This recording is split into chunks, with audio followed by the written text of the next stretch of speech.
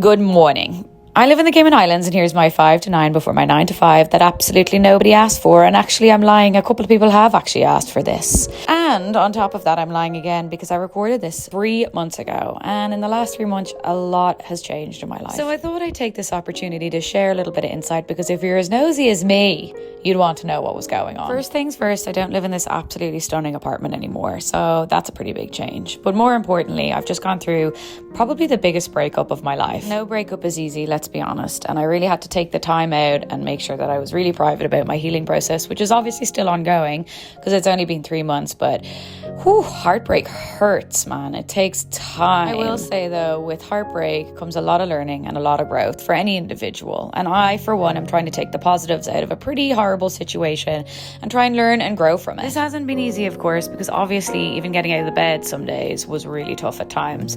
But what I have learned is a couple of things that I'm going to share with you. Number one, you have to feel the feels. I spent a lot of time crying into pillows, and I'm really glad that I did because it meant that that emotion was released and it's not going to come back and sabotage my mind frame at some point in the future. It's absolutely necessary, as heartbreaking as it is. Number two, find things that make you happy.